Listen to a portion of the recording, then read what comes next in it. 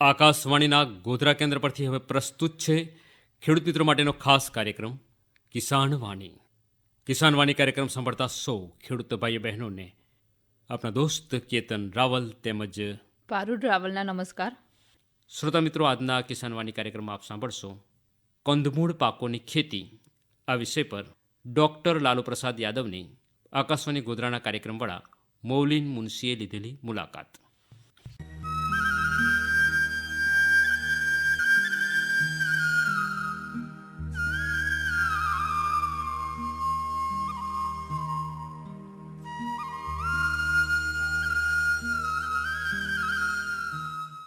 મીઠી, હા, મને એમ કે પહેલી વાર તે જ્યારે ખેતર જોયું હશે ત્યારે તને એવો પ્રશ્ન થયેલો કે આ મકાઈનો ડોડો કઈ લાગે?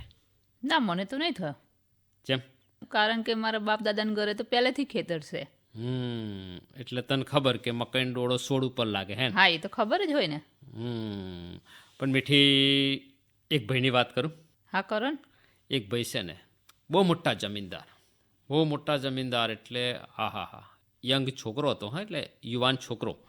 આમ શહેરમાં જ રહે.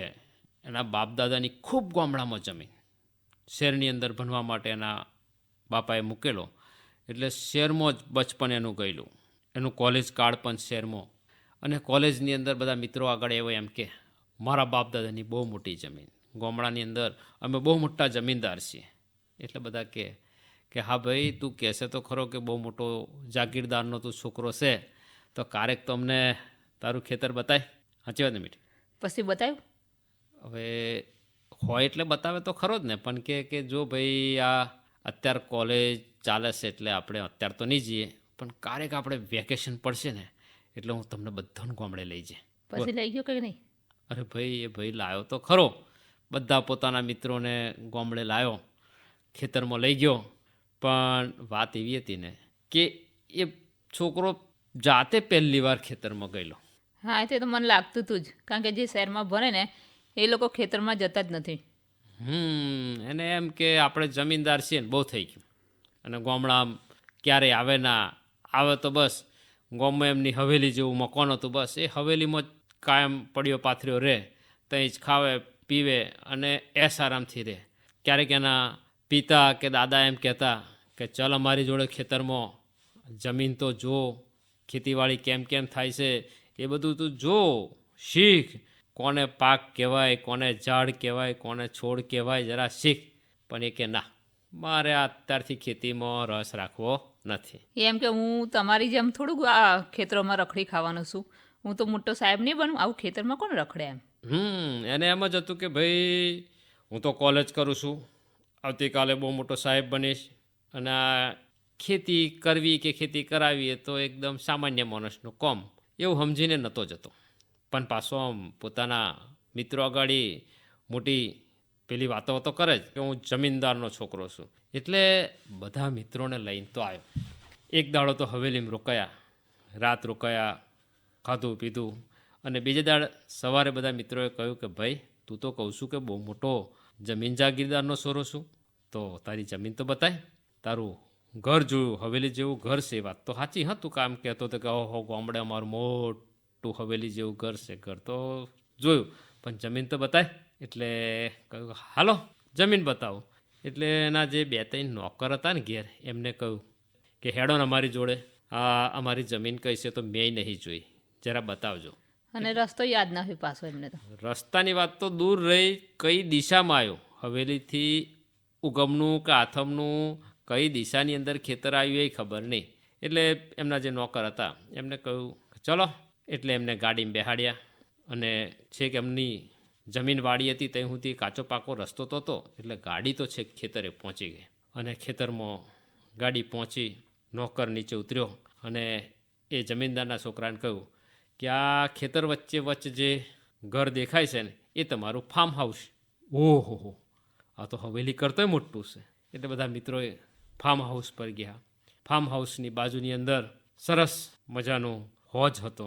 બધા હોજમાં નાવાય પડ્યા. હા, મજા આવી ગઈ. આ તો સ્વિમિંગ પુલ જેવું. ખુશ થઈ ગયા. હા ભાઈ, તું કહેતો એવી તારી જમીન વાડી બધું છે હા. એટલે પછી કહ્યું કે હવે આ બધી તારી ખેતીવાડીની અંદર કયા કયા પાક થાય તો તું બતાય. એટલે ભાઈએ છે ને બધા મિત્રોને કહ્યું ચલો ચલો હું બધા પાક બતાવું તમને. એટલે બે ચાર મિત્રોએ આમ ઉત્સુકતાથી પૂછ્યું કે હે ભાઈ આ આપણે મકાઈનો ડોડો ખાઈએ છીએ પોપકોર્ન એ મકાઈ કઈ થાય. એટલે પેલો જે જમીનદારનો છોકરો હતો એ નોકરની હોમે જોવે કે મકાઈ કઈ થાય હે. આમ આખો આખો પ્રશ્ન પૂછી લીધો કે મકાઈ કઈ થાય ઈશારાથી. એટલે નોકર લઈ ગયો કે હાલો શેઠ બતાવો. એટલે મકાઈનું ખેતર બતાવ્યું અને મકાઈનું ખેતર બતાવ્યું એટલે કે જો આ મકાઈનો ડોડો કે આપણે આ મકાઈનો છોડ છે એનાથી 3.5 ફૂટ કે 4 ફૂટ ઊંચાઈ ઉપર આ ડોડો લાગે. એટલે પેલા ભાઈ તો કે જો જો આ બધા મકાઈના છોડ છે, આ મકાઈનો ડોડો છે, એક ડોડો તોડીને આપ્યો, લો જો છે ને એની અંદર દાના. બધા ખુશ થઈ ગયા, વાહ તને તો ખબર હો પડે આ મકાઈનો છોડ છે. ખબર પડે, જમીનદારનો છોકરો છું, કેમ ખબર ના પડે. એમ કરી અને તો પાછી હોશિયારી મારવા માંડ્યો. એમનો નોકર તો તેથી બતાવીને પાછો બીજા કામમાં લાગી ગયો. એટલે બીજા બધાએ કહ્યું કે આ મકાઈનો છોડ તો જોયો પણ હે આપણે આ મગફળી કઈ લાગે એ તો બતાય. એટલે પેલાએ આજુબાજુમાં જોયું પણ એમનો નોકર કંઈ દેખાયો નહીં. એટલે પેલા નોકરને બૂમ પાડીને બોલાયો કે ભાઈ અહીંયા શું છે શેઠ? અરે આપણે પેલું મગફળીવાળું ખેતર કઈ છે? આ મકાઈનું ખેતર પૂરું થાય ને પછી મગફળીનું ખેતર. એટલે બધાને કહ્યું ચલો ચલો હું બતાવું તમને મગફળીનું ખેતર. મગફળીના ખેતર પર લઈ ગયો અને પછીથી આમ તેમ મગફળીનો છોડ ચારે બાજુથી જોયો. બધા કે મગફળી કંઈ દેખાતી નથી. પેલો કે હા મગફળી તો કંઈ દેખાતી નથી, મગફળી લાગી જ નથી. પેલા કે હજુ લાગી નથી? લાગે છે કે મગફળી લાગી નથી. બધાએ મિત્રોએ તો મગફળીનો છોડ ક્યારે જોયો નહોતો એટલે માની લીધું કે ભાઈ આ ખેડૂતનો દીકરો કહે છે કે મગફળી લાગી નથી એટલે નહીં લાગી હોય. પછી બધા પાછા વળ્યા કે હે મગફળી તો ના લાગી પણ હવે અમને આપણે પેલું શાકભાજીમાં સલાડમાં શું ખાઈએ છીએ મીઠી? ગાજર. ગાજર. એ ગાજરના પાક તમે વાવો છો ખરા? એટલે પેલા કહું નોકરને પૂછવું પડે એ ભાઈ આપણે ગાજર વાવ્યું છે? તો પેલા ભાઈ કહ્યું હા ગાજર તો વાવ્યું જ છે. તો ગાજર તો બતાવો ને.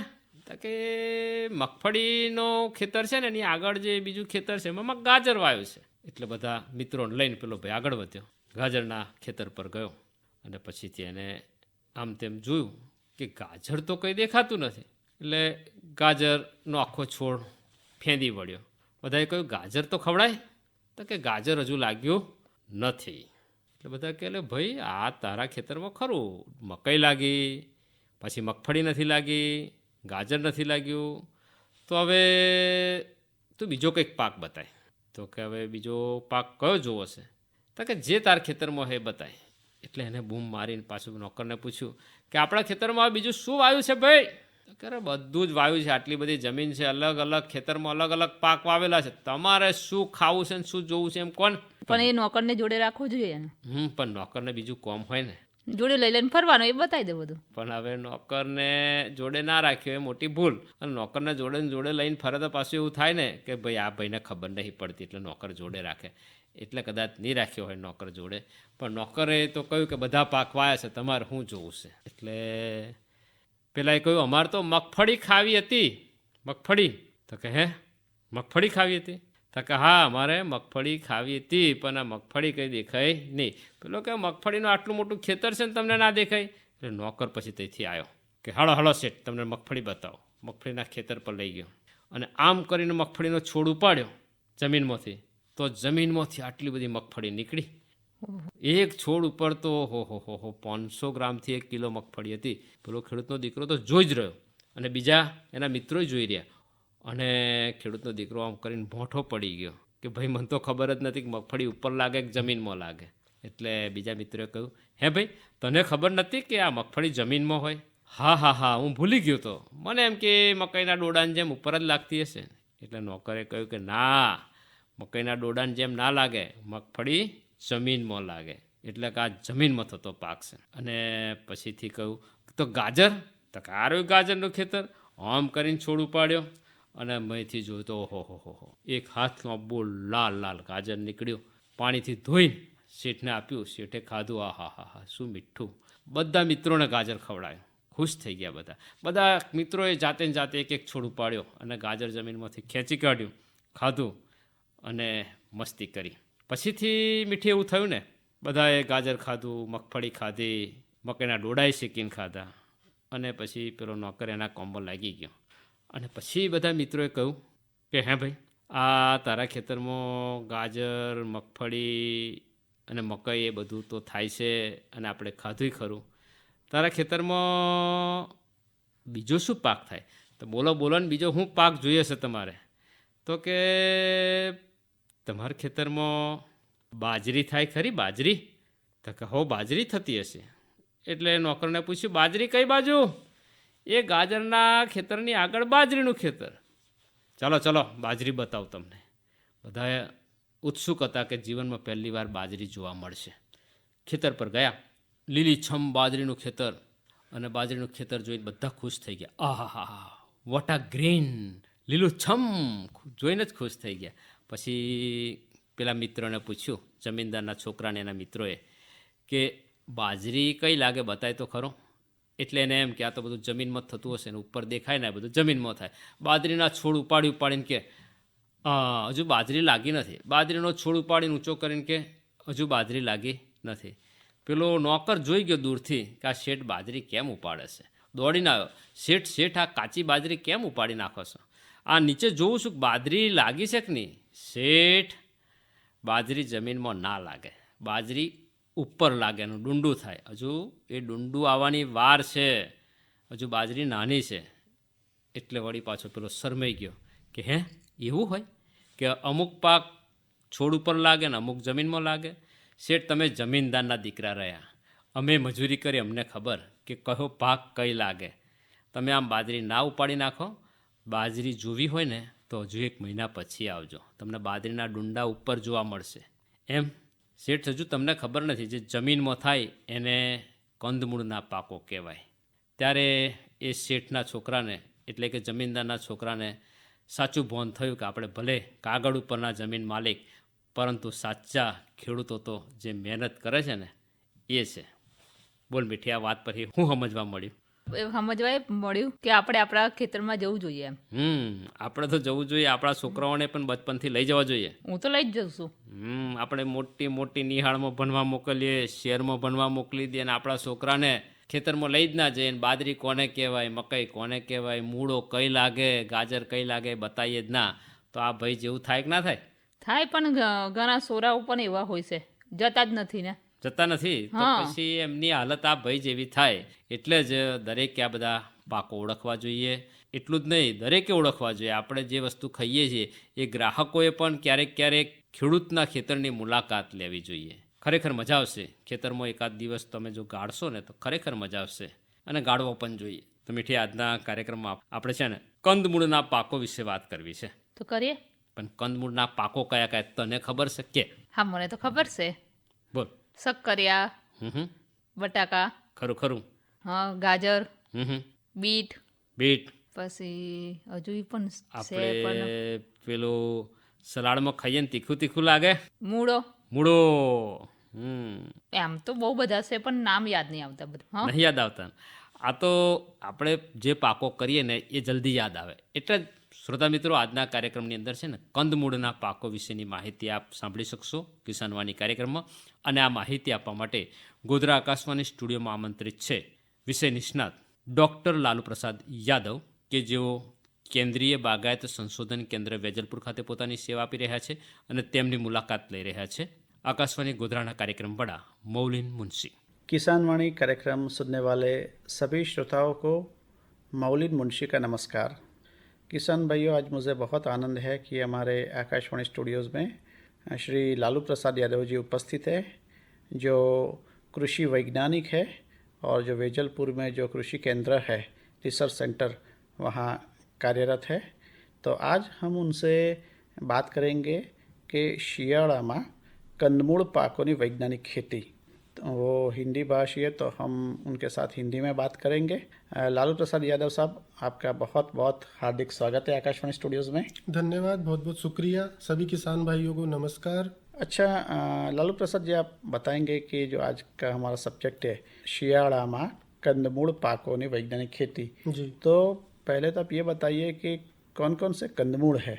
मुख्य रूप से स्याड़ू में 4 जड़ वाली सब्जियां हैं, जिसमें मुख्य रूप से गाजर, मूली, चुकंदर जिसको बीटरूट बोलते हैं, और टर्निप, ये 4 सब्जियां हैं। इसके अलावा यहाँ की जलवायु में किसान भाई सरगवा को भी जड़ वाली फसल के रूप में लगा सकते हैं, जो बहुत ही उसमें बीमारियों से लड़ने की क्षमता और बीमारियों से लड़ने वाले गुण उसमें पाए गए हैं। तो मुख्य रूप से 4 सब्जियां हैं। इसके अलावा सरगवा को भी जड़ के रूप में उसकी खेती कर सकते हैं किसान भाई।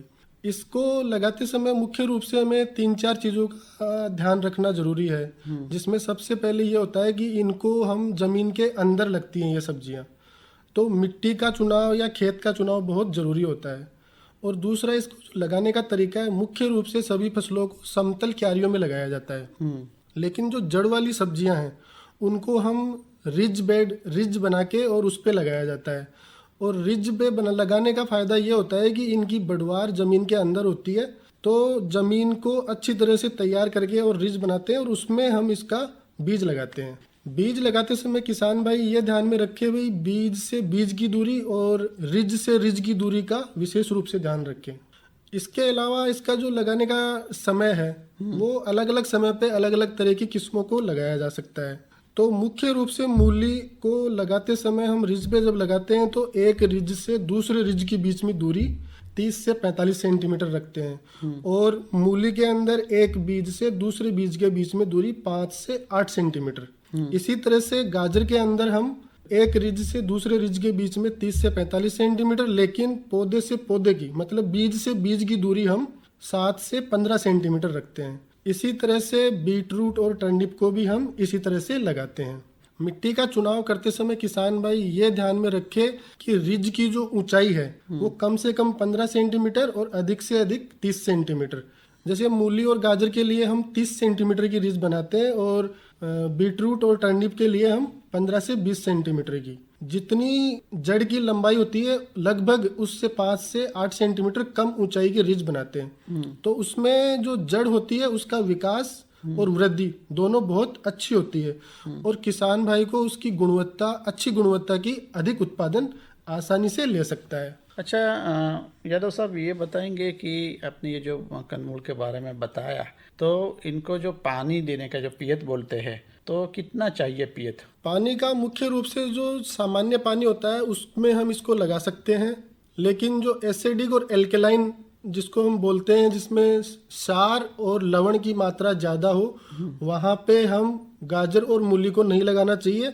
वहाँ पे हम बीटरूट और टर्निप की खेती कुछ आसार तक कर सकते हैं। उसमें ज़्यादा संभावनाएं नहीं है, लेकिन थोड़ा पीएच अगर पानी का कम या ज़्यादा है, थोड़ा लवणीय है या थोड़ा क्षारीय, तो उसमें हम बीटरूट और टर्निप की खेती कर सकते हैं। इसमें हर रोज पानी देना होता है या कुछ कुछ दिनों के बाद?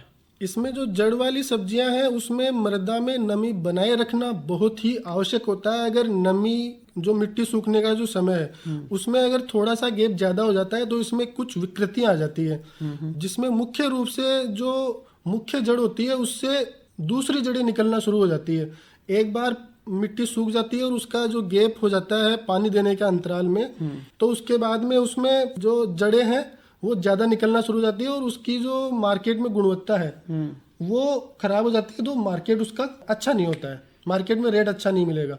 दूसरा, अगर नमी की कमी हो जाती है तो जड़ की वृद्धि रुक जाती है, और फिर अगर हम सिंचाई करते हैं तो उस समय इसमें उसके 2 भाग हो जाते हैं। दूसरा, इसमें कभी कभी ये होता है भाई, जो हम गली हुई गोबर की खाद डालते हैं, किसान भाई क्या करते हैं, कभी कभी कम गली हुई या बिना गली हुई गोबर की खाद डाल देते हैं, तो उसमें क्या होता है, इसमें इसको फोर्किंग बोलते हैं, जिसमें जो मुख्य जड़ होती है उसकी 2 जड़ें निकल जाती है, कभी कभी 3 जड़ें निकल जाती है, तो उसका मार्केट में रेट अच्छा नहीं मिलता हमें। गोबर या गली हुई कोई भी वर्मी कंपोस्ट या कंपोस्ट डालते हैं वो गली हुई डालें, पहली बार जब खेत की जुताई करें उस समय डाल के, और फिर उसके बाद में खेत में उसको अच्छी तरह से मिलाएं। मिलाने के बाद में मिट्टी को बहुत ही अच्छे तरीके से दोमट मिट्टी में इसको लगा सकते हैं और मिट्टी को अच्छी तरह से तैयार करें। अगर खेत में कंकड़ पत्थर या काली मिट्टी अगर है तो वो इसके लिए अनुपयुक्त रहती है। इसके लिए बिल्कुल दोमट मिट्टी बहुत ही उपयुक्त रहती है, जिसमें जड़ों का विकास और वृद्धि अच्छी होती है। इसकी ऑर्गेनिक खेती होती है? बिल्कुल, इसका जो खाने वाला भाग है वो ज़मीन के अंदर लगता है और इसकी पत्तियों की भी सब्जी और बना के खा सकते हैं। इसके अलावा इसकी पत्तियों को हम हमारे जो दूधारू पशु हैं उनको हरे चारे के रूप में भी खिला सकते हैं। और जो मार्केट में गाजर की जो कच्ची पत्तियां होती है उनको, और मूली की जो कच्ची पत्तियां हैं उनको हम मार्केट में बेच के और अतिरिक्त आमदनी भी हम कमा सकते हैं। पंचमहाल और दाहोद की बात करें तो यहाँ किसान भाइयों किस कंदमूल की खेती करते हैं ज़्यादा? देखिए, मुख्य रूप से कंदमूल ये इनकी सब्जी बनाने के काम में लेते हैं, लेकिन मुख्य रूप से इनको सलाद के रूप में खाया जाता है। और सलाद एक ऐसा पदार्थ है और सब्जियां मुख्य रूप से ऐसी चीज़ है जो हमारे दैनिक जीवन में रोज़ काम में आती है। तो मुख्य रूप से जो मूली है उसको मई जून का महीना छोड़ के, और सामान्य तापमान रहता है तो मई जून का महीना छोड़ के यहाँ की जलवायु में मूली की साल भर खेती कर सकते हैं।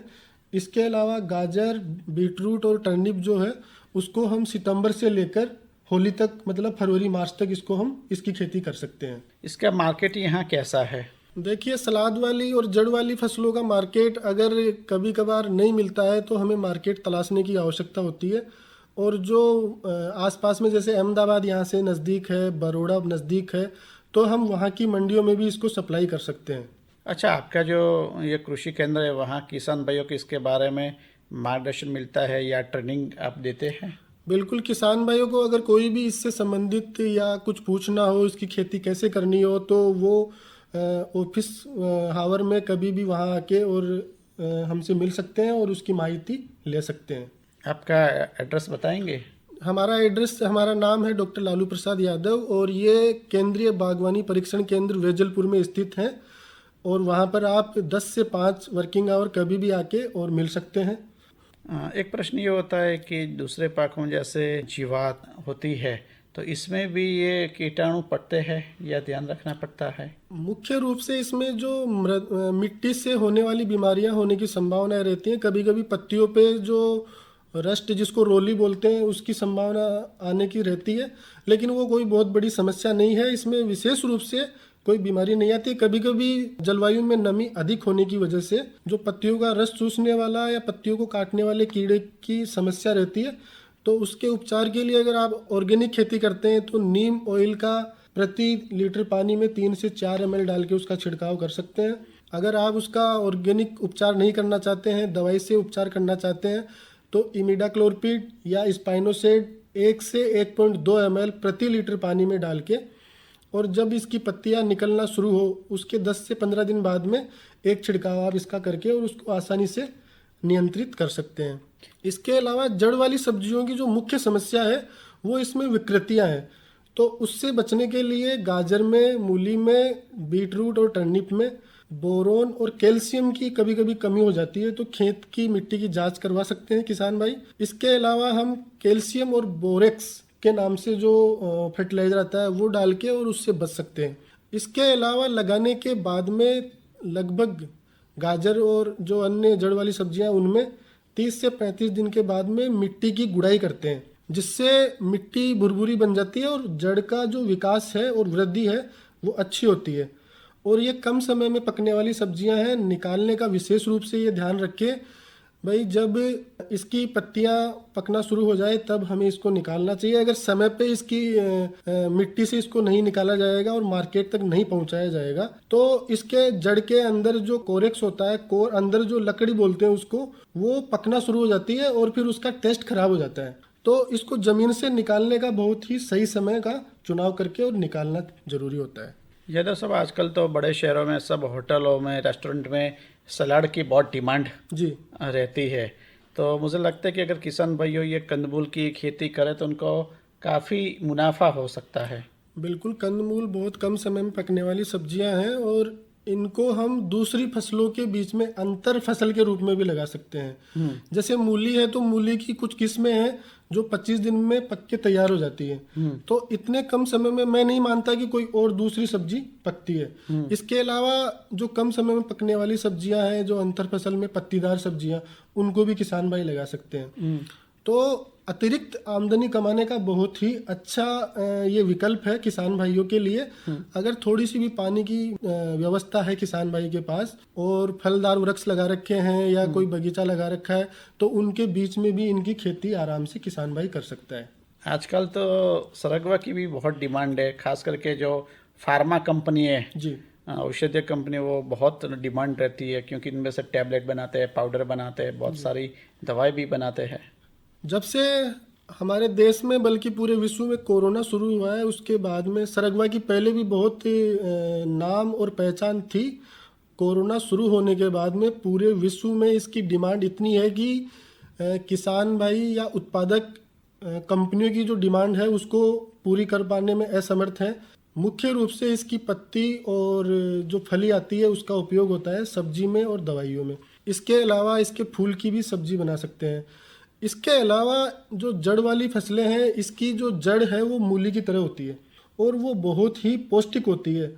सरगवा एक ऐसा पौधा है जो इस विश्व में इतने पोषक तत्व जो इसमें पाए जाते हैं, उतने पोषक तत्व उतनी मात्रा में और उतनी संख्या में किसी भी फल, सब्जी या अनाज में नहीं पाए जाते और इसकी खेती किसान भाई पूरे साल कर सकता है।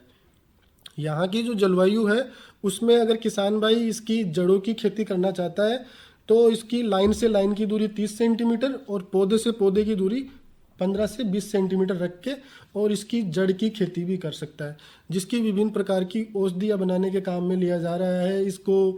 इसमें जो तीखापन है वो मूली से थोड़ा सा ज़्यादा होता है, तो इसको हम सलाद के रूप में नहीं खा सकते, लेकिन इसकी हम सलाद या सूप बना के या पाउडर बना के मसालों के रूप में इसका उपयोग आसानी से कर सकते हैं। एक सरगवा का जो है वृक्ष बनने में कितना समय लगता है? देखिए, सरगवा वैसे तो इसको वृक्ष बोलते हैं लेकिन ये सब्जी है और मुख्य रूप से सभी वृक्ष 3 से 4 साल बाद में फल देना शुरू करते हैं। लेकिन सरगवा एक ऐसा सब्जी वाला पौधा है, जिस वृक्ष है, जो लगाने के 4 महीने बाद में इसकी पत्तियां हम काट के काम में ले सकते हैं। अच्छा, 4 महीने में? बिल्कुल 4 महीने में, अगर पत्तियों की खेती करता है तो। और अगर जड़ की खेती करता है तो 60 से 70 दिन में इसकी जड़ तैयार हो जाती है। इसके अलावा सिंग जो इसमें है 4.5 महीने के बाद में फूल आना शुरू होता है और वो 35 से 40 दिन में सिंग तैयार हो जाती है। तो जब बीज हम लगाते हैं, जैसे जुलाई में, अक्टूबर में बीज लगाया अभी, तो ये हमें फरवरी मार्च में इसमें हमें सिंग मिलके तैयार हो जाएगी। हमें तो ऐसा लगता था कि 2-3 साल लगता होगा, मगर नहीं, इसमें ऐसा नहीं है। सरगवा एक ऐसा पौधा है जिसको लगाने के 4.5 से 5 महीने बाद में फूल आना शुरू हो जाता है। और अगर देख रेख और इसका प्रबंधन आपके पास बहुत अच्छा है तो यहाँ की गुजरात की जलवायु में, विशेष रूप से पंचमहल, दाहोद और आसपास के ज़िले, वहाँ पे इसकी खेती साल भर की जा सकती है। बहुत बढ़िया आपने इन्फॉर्मेशन बताई और ख़ास करके आपने बताया कि सरगवा की बहुत डिमांड है और जो खेडूत भाई, किसान भी असमर्थ है वो डिमांड पूरी करने के लिए, यानी हम समझ पाते कि कितनी इसकी डिमांड है जी। तो अगर किसान भाई ये सरगवा की खेती करे तो इनको बहुत अच्छा मुनाफा रहता है। तो लालू प्रसाद यादव साहब, आज आप आकाशवाणी FM गोधरा के स्टूडियो में आए और हमारे किसान भाइयों को बहुमूल्य उपयोगी मार्गदर्शन दिया ये कंदमूल पाकों की वैज्ञानिक खेती के बारे में। इसके लिए हम आपके बहुत बहुत आभारी है। धन्यवाद। ધન્યવાદ, આપકા बहुत बहुत शुक्रिया। શ્રોતા મિત્રો, હમણાં આપ સાંભળી રહ્યા હતા ડૉક્ટર લાલુ પ્રસાદ યાદવ સાથેની મુલાકાત, જેમની મુલાકાત લઈ રહ્યા હતા આકાશવાણી ગોધરાના કાર્યક્રમવાળા મૌલિન મુનશી।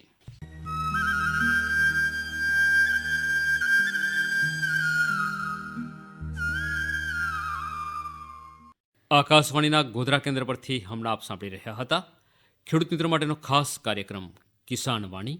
અનાજના કાર્યક્રમમાં આપની સાથે અમો હતા કેતન રાવલ તેમજ પારુલ રાવલ। આ સાથે કાર્યક્રમ અહીં પૂરો કરીએ છીએ, તો કાર્યક્રમમાંથી છૂટા પડવાની આપશો રજા।